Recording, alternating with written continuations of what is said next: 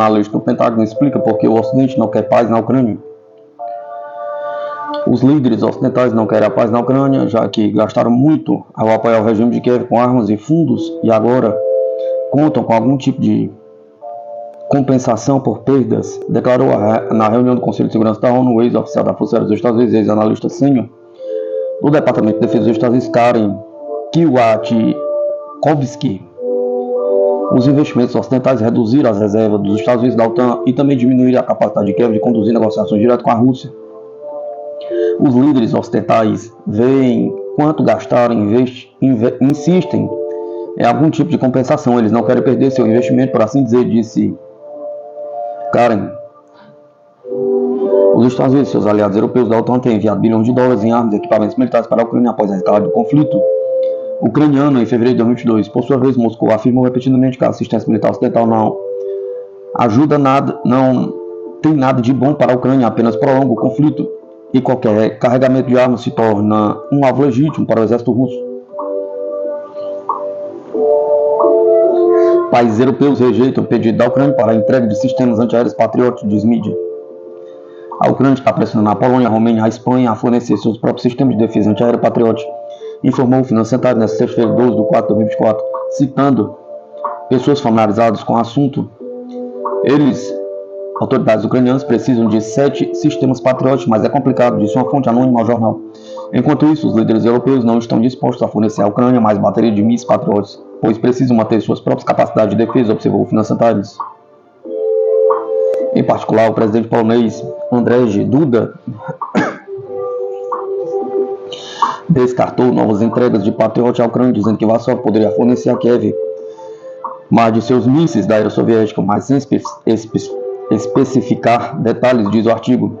O chefe da política externa da União Europeia, Josep Borrell, disse na terça-feira que o ministro das Relações Exteriores da Ucrânia, Dmitry Kuleba, lhe pediu recentemente para entregar a Kiev 7 sistemas Patriot. Na quarta-feira, 10 de 4 de 2024, Kuleba disse ao Washington Post que sua diplomacia calma e silenciosa não funcionou e agora ele planeja exigir duramente o sistema de defesa aérea Patriot aos aliados ocidentais da Ucrânia.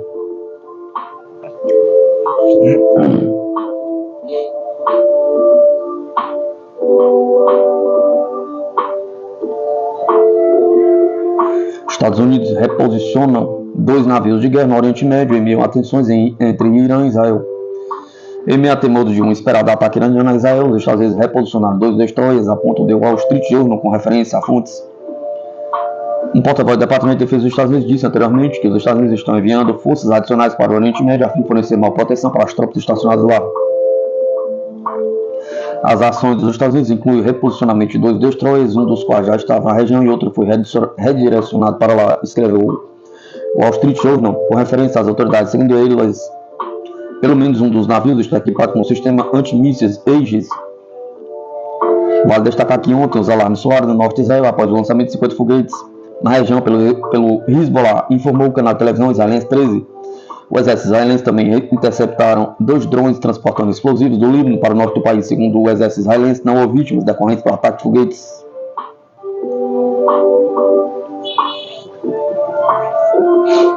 Soldados ucranianos ameaçam comandantes e desertam, diz documento assinado pelo chefe do exército. Soldados das forças ucranianas desobedecem às ordens, ameaçam comandantes, desertam, abandonam o campo de batalha e se recusam a atirar, revelam a ordem para o fortalecimento da disciplina, assinada pelo comandante das Forças Armadas da Ucrânia, Alexander Sirski. O documento observa que desde o início do conflito na Ucrânia, os comandantes das Forças Armadas da Ucrânia, bem como as forças policiais e outros órgãos estatais, enfrentam novos desafios em atividades ilegais que exigem resposta imediata. Entre as infrações penais e militares de membros das Forças Armadas da Ucrânia que requerem uma reação imediata, o comandante-chefe enumerou insubordinação, desobediência à ordem, ameaça ou violência contra o superior, abandono não autorizado da unidade militar ou local de serviço, deserção, evasão do serviço militar por ferimento auto-infligido ou por outro modo, e abandono do campo de batalha, recuso de usar as armas.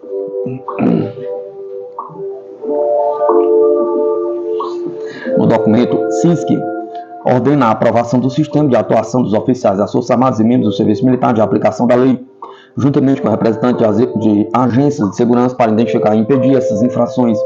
O documento especifica as várias etapas da prevenção, detecção e procedimento destas infrações, desde a mobilização dos cidadãos para o serviço militar até o campo de batalha.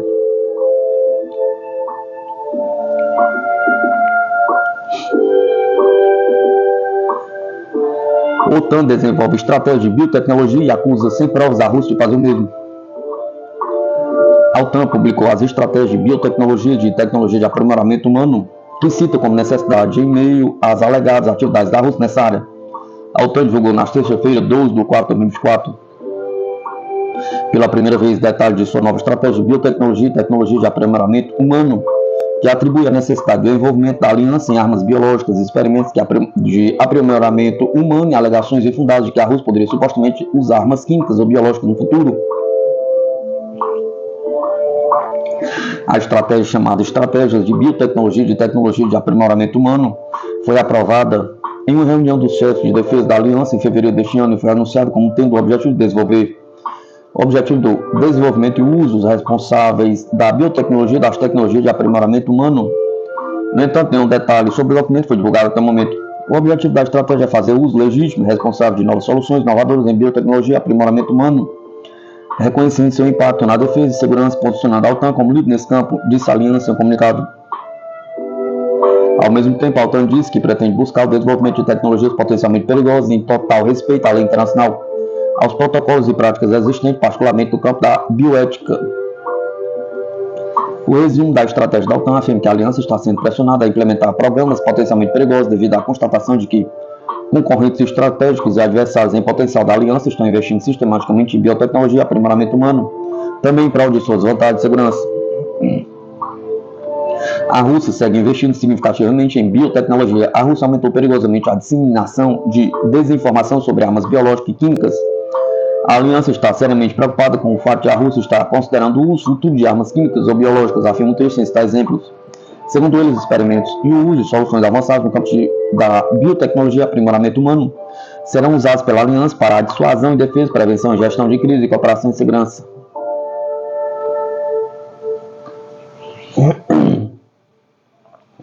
Rússia liberta povoado de Pervomaiskoye. Ucrânia perde na direção de Donetsk mais de 500 militares. As tropas russas tomaram posições mais vantajosas na direção de Donetsk e repeliram 2 ataques das forças ucranianas. As perdas do adversário totalizaram mais de 500 militares, informou neste sábado 13 de 4 de 2024 o Ministério da Defesa da Rússia. Além dos combatentes, as tropas de Kiev perderam 3 veículos blindados de combate, um veículo de combate de sistema de mísseis antiaéreo Estrela 10, 2 obuseiros M777 dos Estados Unidos e várias outras peças de artilharia. Na direção de Avdiivka, as forças armadas da Rússia libertaram o povoado de Pervomaiskoye, na República Popular de Donetsk, relatou o Ministério. Na referida direção, o adversário perdeu até 235 militares, 2 veículos blindados de combate, 3 carros e um obuseiro B-30, detalhe comunicado. Unidades de agrupamento Vostok Leste de tropas russas melhoraram sua posição tática na direção sul de Donetsk. As perdas do inimigo totalizaram mais de 110 soldados, 4 caminhonetes, uma peça de artilharia propulsada Krab de fabricação polonesa, um caminhão M777 dos Estados Unidos e uma estação de guerra eletrônica nota. Destaca-se que sistemas russos de defesa antiaérea derrubaram nas últimas 24 horas 222 drones ucranianos, 8 projetos de sistema de lançamento múltiplo de foguete HIMARS e Vampire, uma bomba aérea guiada GDAM. Por sua vez, na direção de Kherson, as tropas ucranianas perderam até 65 combatentes, um obuseiro M777 de fabricação dos Estados Unidos, um obuseiro FH-70 do Reino Unido, bem como uma peça de artilharia propulsada Krab da Polônia, aponta o Ministério da Defesa. De acordo com os dados do Ministério da Defesa da Rússia, desde o início da Operação Militar Especial foram destruídos 583 aviões da Ucrânia, 270 helicópteros, 20.826 drones, 501 sistemas de defesa antiaérea, 15.767 tanques e outros veículos blindados de combate, 1.266 lançadores multifoguete, 8.849 peças de artilharia de campanha, morteiros e ainda 20.960 veículos militares especiais.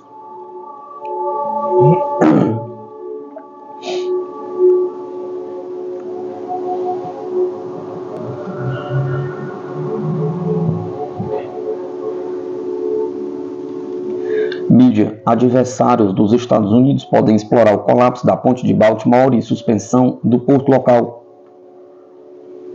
Os adversários estrangeiros dos Estados Unidos poderiam explorar o recente colapso da ponte Francis Scott Key em Baltimore e as subsequentes perturbações na cadeia de abastecimento, de acordo com o relatório da inteligência obtido por um veículo de mídia norte-americano.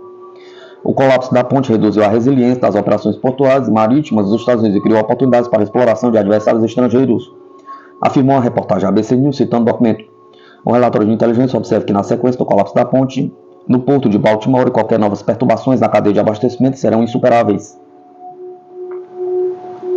Interrupções adicionais na cadeia de abastecimento serão mais difíceis de ser superadas, uma vez que o procedimento padrão de redirecionamento parcial de carga através do porto de Baltimore não é mais viável, afirma o documento. Segundo a mídia, após o colapso da ponte, o porto de Baltimore suspendeu as operações, que resultou na perda de 8 mil empregos. Ao mesmo tempo, o documento afirma que até agora não houve indicações de que os adversários tenham feito quaisquer tentativa de explorar a situação.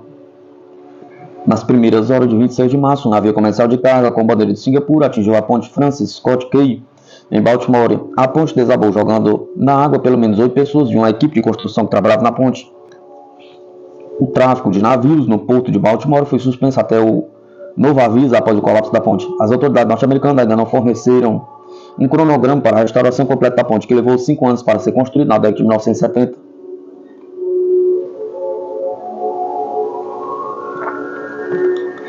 Importância de peso. Analistas enumeram como Nigéria poderia reforçar o BRICS. Com o movimento de expansão do BRICS, diversos países se aplicaram para entrar no grupo, como Bolívia, Venezuela, Vietnã, Paquistão, Cazaquistão, Tailândia e Senegal. No entanto, um dos que mais tem perspectiva de sucesso é a Nigéria. Desde que começou a sua expansão, o BRICS tem sido extremamente procurado por nações de todos os cantos do globo.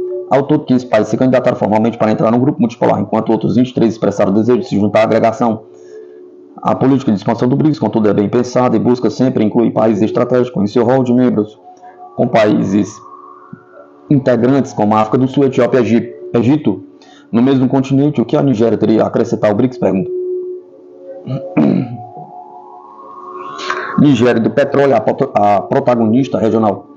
Para o historiador Éden Pereira Lopes da Silva, doutorando em História comparado pela Universidade Federal do Rio de Janeiro, pesquisador do Núcleo Interdisciplinar de Estudos sobre a África, a Ásia e as relações Sul-Sul, e membro do Grupo de Estudos 9 de Maio, a adição da Nigéria entre os integrantes do BRICS teria uma importância de peso. Em primeiro lugar, diz, a Nigéria tem uma população com uma projeção de crescimento grande, ou seja, em termos de nível econômico, de mercado e também no que diz respeito à produção, ao dinamismo, vai ser muito importante para o bloco do BRICS. Outro ponto importante, afirma Pereira, é a potência energética que é a Nigéria no continente africano. Hoje o país é o maior produtor de petróleo da África, que se alia aos interesses do BRICS de trazer para dentro do grupo nações com recursos estratégicos. E também porque é um país inserido em uma região onde o BRICS ainda não tem uma inserção tão grande à África Ocidental.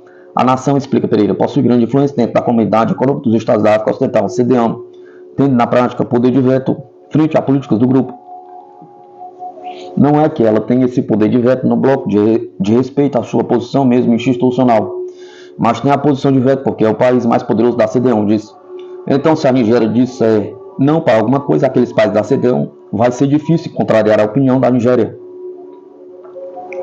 Para Faustino Henrique, jornalista e especialista em relações internacionais, a Nigéria consegue juntar todas essas variáveis, desde a posição estratégica no Golfo da Guiné, como ser a maior economia da África e ser um país rico do ponto de vista dos recursos minerais, petróleo, gás e até do ponto de vista agrícola. Apesar da África do Sul ser a mais industrializada, é a Nigéria, com seus cerca de 220 milhões de habitantes, a maior economia da África, diz Henrique. Segundo ele, tudo isso faz com que seja bom para o BRICS ter a Nigéria como membro, até porque é do interesse do grupo se expandir para que possa ter maior barganha política e econômica no cenário mundial, sobretudo para ser uma alternativa ao G7, diz Faustino. Visto, por outro lado, afirmam os analistas, a Nigéria também tem muito a ganhar junto ao BRICS, em especial para conseguir certo alívio financeiro. A maior parte dos países africanos vivem com problemas permanentes de liquidez, razão pela qual tem que recorrer sempre ao Fundo Monetário Internacional para muitas vezes equilibrar a própria balança de pagamentos. A Nigéria tem uma inflação na casa de 30% ao mês, sublinhou Pereira, o que faz com que tenha um problema de carestia. Isso acontece porque o país é muito dependente da forma como a atual economia internacional está formada, sobretudo ancorada pelo dólar. Nesse sentido, um dos principais benefícios de se juntar ao BRICS para a Nigéria é ter acesso a melhores acordos bilaterais de troca em moedas locais, uma das principais bandeiras do grupo do Sul Global. Muitos países estão obviamente interessados em passar a transacionar uma moeda alternativa ao dólar. A Índia e a Arábia Saudita já manifestaram esse interesse, afirma Henrique.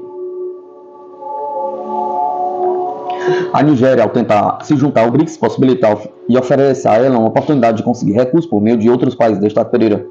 Ainda assim, alerta os especialistas, falta a Nigéria ter clara qual é o seu interesse em entrar no BRICS. Não basta apenas querer entrar, afirmam, até porque o novo Banco de Desenvolvimento está ampliando seu funcionamento agora. Se a Nigéria, em algum momento, perceber que não tem muita clareza no que diz respeito à função e ao papel do BRICS para, por exemplo, solucionar algum de seus problemas, pode ser que se retire, diz Pereira.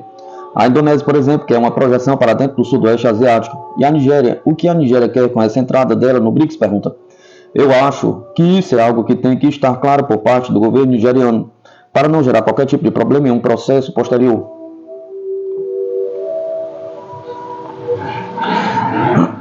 Comprovável ataque iraniano em retaliação a Israel. Veja 5 drones que podem ser utilizados na ação.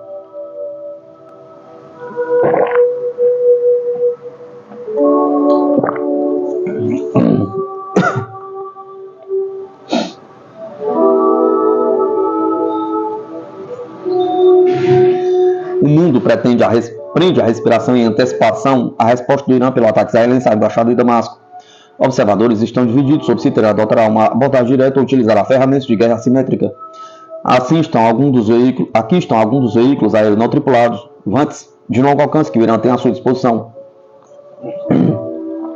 Autoridades israelenses e norte-americanas temem uma retaliação iraniana iminente ao ataque realizado no dia 1º. A seção consular da embaixada do Irã na Síria. Autoridades dos Estados Unidos disseram à mídia que Teherã poderá atingir locais militares dentro de Israel com mais de 100 drones e dezenas de mísseis. A Casa Branca espera que a resposta não atraia os Estados Unidos diretamente para a briga. Com a sua indústria de defesa renascendo das cinzas da sangrenta guerra Irã-Iraque na década de 1980, a República Islâmica estabeleceu lentamente a sua reputação como uma das principais potências mundiais quando o assunto são mísseis e drones. Cientistas de defesa do país criaram mais de 50 projetos diferentes de drones, contando destes VANTs táticos de curto alcance, munições vagantes, até drones de reconhecimento, ataques e guerra eletrônica de longo alcance movidos a foguetes e hélices. Com a experiência de embargos de armas e sanções no setor de defesa, o Irã orgulha-se do desenvolvimento da produção de armamentos com uma taxa extremamente elevada de componentes produzidos no próprio país. Quando se trata de drones, criou projetos originais a partir de VANTs norte-americanos e israelenses que cometeram o erro de entrar no espaço aéreo iraniano. Com desenho de modelos para escolher, é difícil definir quais drones, se houver, o Irã poderá acabar usando em seu ataque de vingança contra Israel. Para complicar as coisas está a dificuldade de determinar de onde vem o ataque. A distância entre as áreas mais ocidentais do Irã e o território israelense varia entre 1.000 e 1.300 km. No entanto, graças a uma rede de aliados estatais e não estatais da região, a distância entre potenciais alvos israelenses e os pontos de lançamento de drones pode diminuir para apenas 100 km. A lista da Sputnik consiste principalmente de drones que o Irã poderá lançar a partir de seu próprio território e foi projetado para apresentar tantos tipos diferentes de drones iranianos quanto possível. Shahed 136. O Shahed 136 é um projeto de drone de asa delta exclusivo, simples e de baixo custo, criado pela Iran Aircraft Manufacturing Industry Company e pela Shahed Aviation Industries, criadores de uma linha completa de drones e helicópteros militares. Os drones pesam 200 kg cada, tem 3,5 metros de comprimento e envergadura de 2,5 metros. O motor de pistão dos drones aciona uma hélice propulsora de pás duplas. O Shahed 136 pode acelerar a velocidade de até 185 km por hora e tem um alcance estimado de até 2.500 km de navegação por satélite guiados por inércia. São designados como drones de munição kamikaze, com sua carga de 50 kg, suficientes para atingir infraestruturas, navios de guerra, bases militares, portos, aeródromos e outros alvos estratégicos no campo de batalha. O Shahed 136 foi lançado em 2021 e implementado em massa entre as forças armadas do Irã nos últimos 3 anos. Morajet 10. Entre os mais recentes modelos de drone do arsenal do Irã está o Morajet 10, um drone polivalente lançado em 2023, concebido para vigilância, ataque de longo alcance e guerra eletrônica. Projetado pela Codes Aviation Industry Company, o mais antigo fabricante de drones do Irã, o Morajet 10 é um drone de média altitude e longa duração, com 6,5 metros por 4,2 metros, 18,2 metros e alcance operacional de até 2.000 km, sendo um dos maiores drones não tripulados do arsenal do país. Esse drone tem tempo de resistência de 24 horas, altitude máxima de voo de 7 km e velocidade máxima de 210 km. O Morraget 10 conta com uma carga útil de até 300 kg, capacidade suficiente para transportar vários mísseis ou bombas lançados do ar e equipamentos de vigilância e guerra eletrônica. A série de drones Morraget apareceu pela primeira vez em meados da década de 1980. Inicialmente serviu para fins de reconhecimento. O Morraget 10 foi projetado para atender às necessidades das forças terrestres do exército iraniano e das forças terrestres da Marinha do Corpo de Guardiões da Revolução Islâmica, Arash-2, criado pela Organização das Indústrias de Defesa, o Arash-2. É um drone de ataque movido a hélice com alcance de 2.000 km, com velocidade máxima de até 185 km e teto de voo de 12.000 pés. Aceito em serviço pelos militares em 2020. Esse drone de ataque de 2.000 kg, 4,5 metros de comprimento e 4 metros de envergadura, pode carregar até 260 kg de explosivos e foi projetado para ataques contra alvos estratégicos. Uma variante movida a foguete do Arash-2, conhecido como Qian-2, também foi colocada em campo e voa a velocidade de cerca de 400 km por hora. Além de seu pacote de explosivos, o Arash-2 apresenta capacidade projetada para suprimir as defesas aéreas inimigas. Karra. O Reza Karra constitui uma família de drones versáteis movidos a jato, introduzidos pela primeira vez em 2010 e amplamente considerados como tendo inspirado sugestões de projeto de drone Deadcraft MKM-107 Striker. Criado principalmente para atingir alvos antiaéreos e antimísseis durante exercícios, o Kar tornou-se um drone universal graças à engenhosidade dos cientistas de defesa iranianos, que converteram variantes do drone para que transportasse bombas de 225 kg, mísseis e torpedos antinavios, bombas guiadas por satélite até mísseis ar-ar. O Kar pode acelerar a velocidade de até 900 km durante o voo e tem um alcance de relatado de até 1.000 km em missão só de ida. Os drones pesam 700 kg e têm 4 metros de comprimento e 2,5 metros de envergadura. Ao contrário do MKM-107, que possui um motor montado na parte inferior, os Kar são equipados com um motor turbojato montado na parte superior. Os Kar teriam chegado às mãos das milícias libanesas do Hezbollah e foram usados por aliados do governo de Bashar al-Assad de contra-terrorista durante a Guerra Suja, liderada pela CIA contra a Síria na década de 2010. Kamam-T2. Completando a lista, está o Kamam-T2, um veículo aéreo de combate não tripulado de longo alcance, desenvolvido e fabricado pela Força Aérea da República Islâmica do Irã. Inaugurado em 2021, o drone é notável por ser o primeiro de combate de longo alcance de Teherã, que vai até 3.000 km. Seus outros atributos são tempo de resistência de 24 horas, teto de serviço de 8.000 metros e carga útil de armas de 300 kg. Esse grande drone, comparado por alguns observadores de defesa ao MK1 Predator, mas com uma cauda em forma de V montada para cima e não para baixo, e com elementos que podem ter inspirado o projeto de outros drones de fabricação iraniana, como o Shahed 129, o Fotros e o Ramacheh. Tem impressionantes 6,5 metros de comprimento e 2,5 metros de altura e envergadura de até 17 metros. O drone tem peso bruto de 1.700 kg. Juntamente com missões de combate, o drone é projetado para reconhecimento e guerra eletrônica, incluindo a detecção e fotografia de alvos distantes e o uso de munições inteligentes ou até mesmo para missões antiaéreas ou ataque ao solo usando munições guiadas por laser.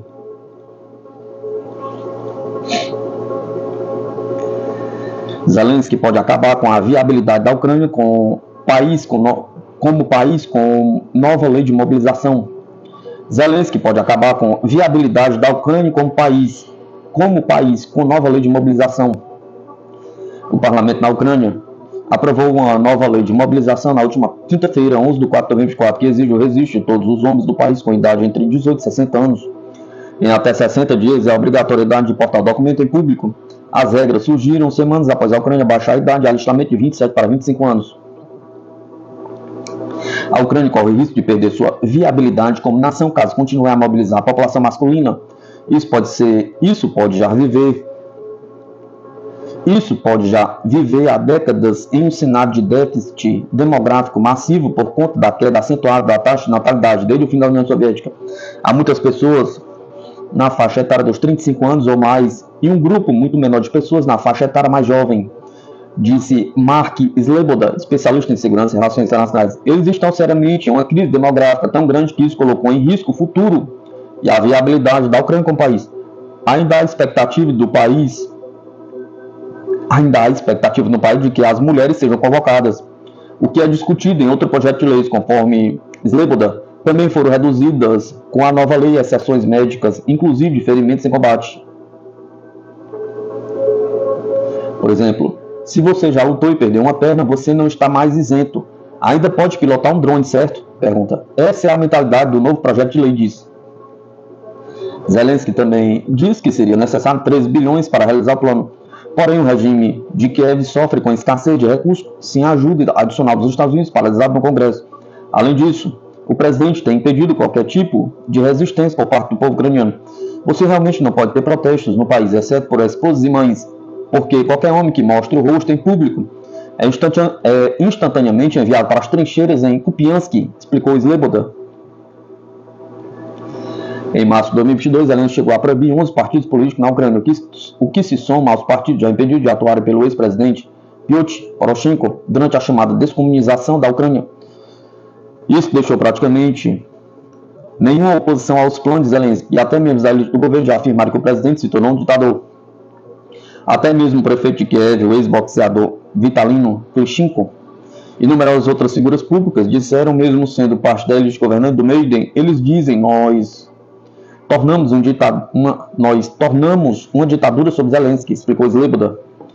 Não estamos falando de um país democrático como o Ocidente apresenta, disse Sleboda. É uma pequena ditadura fascista.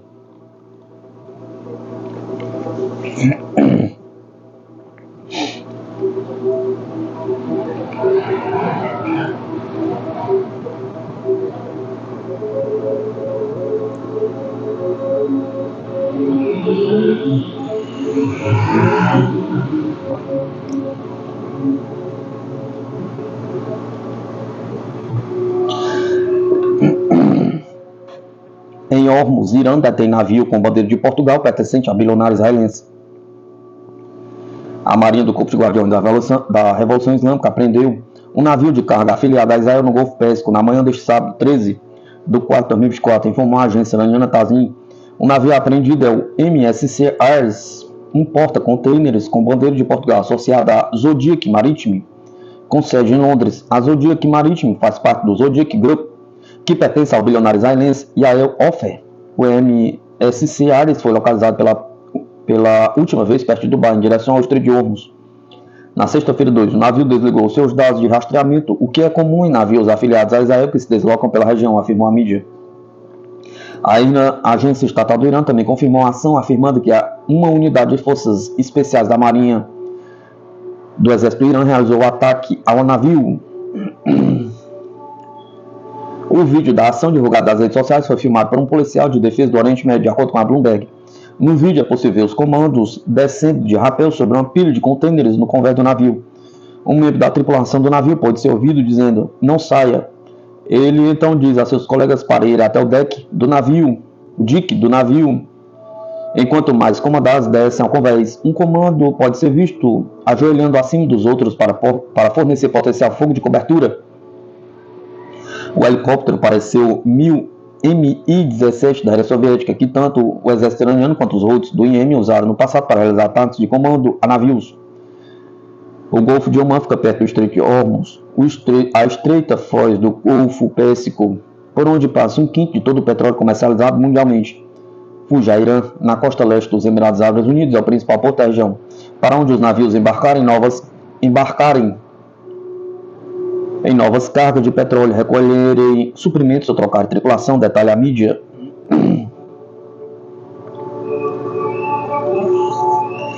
Guerra irreversível. Há 10 anos, Kiev enviou tropas para Donbás e mudava a Ucrânia para sempre. A Ucrânia iniciava há 10 anos uma verdadeira guerra contra a população de Donbás, na época chamada de Operação Antiterrorista. O historiador Evgeny Norin, jornalista Igor Kolovsky, o político Oleg Voloshin e o defensor dos direitos humanos Valentin Rybin explicaram como a situação mudou o país para sempre. O historiador e pesquisador do conflito ucraniano Evgeny Norin disse que está convencido de que a operação militar contra o Donbás poderia ter sido evitada, mas nesse caso os políticos em Kiev precisariam ter nervos mais fortes. Em abril de 2014, para evitar a guerra, era necessário ter nervos extremamente fortes e também compreender os medos e desejos da parte oposta. Em Kiev, eles não tinham nenhum e nem outro, acredita Norin. Conforme o especialista, naquela época as autoridades em Kiev achavam que os problemas em Donbás não estavam ligados à falta de confiança da população com o governo, mas à falta de controle da região. Ao tentar restaurar pela força, as autoridades perderam até os requisitos de confiança. Depois dos eventos da Crimeia, as autoridades de Kiev estavam determinadas a vencer alguém, porque acabavam de sofrer humilhações horríveis. E o complexo de medo, sensação de fraqueza e humilhação levou à declaração de operação militar, destaca o historiador. Porém, as autoridades de Kiev não conseguiram restabelecer a ordem e sequer dialogar com os moradores do Donbás. O membro do movimento da Ucrânia, o ex-deputado Oleg Voloshin, Kiev não conseguiu garantir a ordem legal, não conseguiu dialogar com os habitantes de Donetsk, como fez, aliás, Yanukovych, ex-presidente da Ucrânia, com os manifestantes em Kiev, pois a princípio ele dialogou com eles, inclusive com mediação internacional, disse Voloshin. Com isso, então, o presidente interino da Ucrânia, Alexander Tuchinov, que chegou ao poder por um golpe institucional, usou a Carta Magna para acusar a população do Donbás de protestar de forma ilegal, acrescentou o político. Os protestos dos habitantes do Donbás foram suprimidos e a Ucrânia ficou à beira de uma guerra civil, e ela foi efetivamente iniciada, enfatizou Voloshin. Tudo começou no Euromaidan. Já o advogado defensor dos direitos humanos ucraniano, Valentin Rybin, tem uma opinião diferente. Acredito que a operação contra o próprio povo foi o desenvolvimento lógico do Euromaidan, onde de protesto que tomou conta do país. O ponto sem retorno foi o golpe no Euromaidan. Ficou claro que as pessoas que chegaram ao poder não eram capazes de negociar. Ninguém estava planejando resolver essa crise de forma pacífica e política. E depois ficou claro que só pioraria, opina. A impossibilidade de evitar o conflito também é mencionado pelo jornalista que nasceu em Donetsk, correspondente especial do jornal Ucrânia, Igor Komolsky. Se o Euromaidan não tivesse começado, não haveria governo em Kiev. É preciso entender o que estava acontecendo em Kiev naquela época. Um monte de pessoas armadas não totalmente adequadas, que passavam todos os dias realizando reuniões e ouvindo relatórios do gabinete de ministros e deputados sobre o trabalho. Além disso, já estava ocorrendo uma entrega gradual de soberania e as forças externas precisavam do conflito, concluiu Komolsky. Donbás queria diálogo.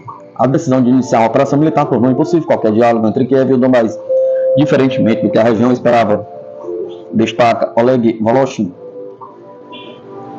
No Donbás havia poucos apoiadores da seção da Ucrânia, poucos separatistas, como eram chamados na época. As pessoas queriam que a Ucrânia fosse diferente. Eles queriam diálogo, mas não foram ouvidas, acredita o político. Na época, a Ucrânia era considerada um país pacífico, observa Igor Komolsky, e não eram esperadas ações militares como as que ocorreram. Para a maioria das pessoas, a Ucrânia era um país bastante pacífico. Tudo o que acontecia no oeste do país permanecia no oeste do país. E tudo isso acabava apenas na internet. Portanto, até o último momento, as pessoas não acreditavam que o exército viria e começaria a matar alguém, observa. Assim como o jornalista Rybin, acredita que havia expectativa de um diálogo pacífico na região. Em Kiev e também na Ucrânia Ocidental, havia pessoas que não apoiavam o curso que o governo tomou. Um curso em direção à guerra contra o seu próprio povo. No entanto, muitos deles estavam apenas com medo, primeiro com os eventos do Euromaidan, e depois com o que Kiev fez em relação ao Donbás, destaca Rybin. E Kiev, na tentativa de reduzir Donbás, seguiu o cenário mais catastrófico e cruel, em parte devido ao uso em massa dos batalhões voluntários.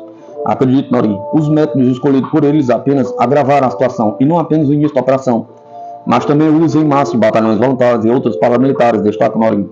Além disso, o exército ucraniano, em 2014, usado para reprimir protestos em Donbás, era muito pior do que as atuais forças armadas, observa Igor Komolsky.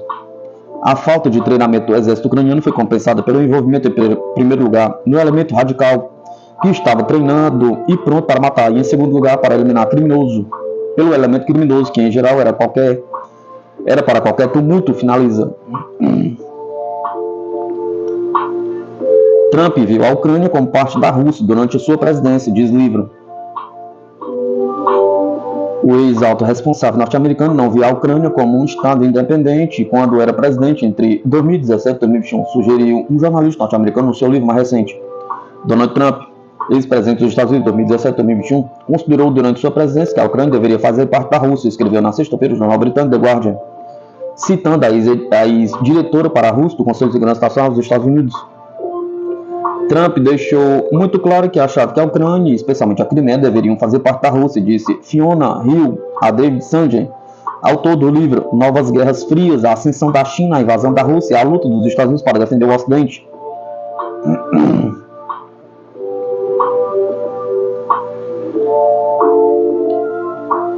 Ele realmente não conseguia meter na cabeça a ideia de que a Ucrânia era um estado independente.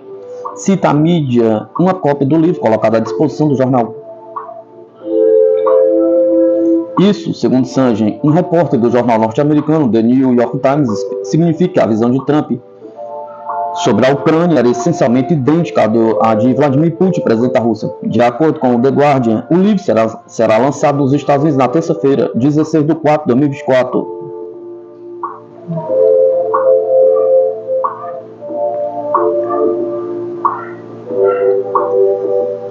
Força Aérea Americana receberá jatos F-15 Eagles com nova tecnologia de guerra eletrônica no verão.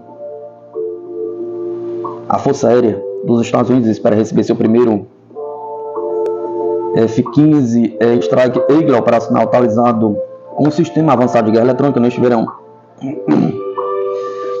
Em uma declaração à defesa na quinta-feira, o porta-voz da Força Aérea, Major Ali Storm, disse que 8 jatos F-15 fabricados pela Boeing estão passando por modificações no Eagle Passive Active Warning Survivability System, ou EPAS. O trabalho está ocorrendo nas instalações da empresa em Santo Antônio, Texas, informou o serviço. O EPAS será padrão nos caças F-15X Eagle 2, também fabricados pela Boeing, e será adicionados a alguns F-15 Eagle. A BAE System, que fabrica o EPS, diz que a tecnologia permitirá que esses F-15 monitorem, bloqueiem, enganem ameaças em ambientes altamente contestados, bem como forneçam alerta de radar, geolocalização, consciência situacional e capacidades de autodefesa com uma série de sensores eletrônicos, contramedidos e algoritmos. A entrega dos primeiros F-15 Eagle com capacidade de guerra eletrônica atualizados marcaria um grande passo em frente no esforço da Força Aérea para modernizar essas aeronaves de quarta geração e prepará-las para uma possível guerra contra um adversário avançado como a China. A Boeing começou a instalar o EPAS em F-15 Eagle operacional em Santo Antônio em junho de 2022, disse a Força Aérea em comunicado anterior naquele ano. A Boeing também concedeu à BAE System um contrato em setembro de 2022 para produzir o segundo lote de EPAS para novos F-15 Eagle e até 43 e F-15 Eagle já estavam operacionais. A Força Aérea tem agora cerca de 218 jatos F-15 Eagles. A BAE Systems disse no início deste mês que os EPAS haviam concluído recentemente seu teste operacional inicial e a fase de avaliação. No e-mail da quinta-feira, a Força Aérea disse que o Centro de Testes e Avaliação Operacionais da Força Aérea e o Gabinete do Diretor Testes Operacionais e Avaliação do Pentágono entregarão seus relatórios finais sobre essa fase do EPAS até o final de junho. A Força Aérea também disse que a fase de desenvolvimento de engenharia e fabricação dos EPAS está quase concluída. O serviço espera ter módulos finais de hardware representativos de produção entregues neste ano fiscal. A Força Aérea espera conceder um contrato para a produção plena de EPAS até o final de 2024. A BAE Systems se recusou a comentar em caminho às dúvidas da Força Aérea.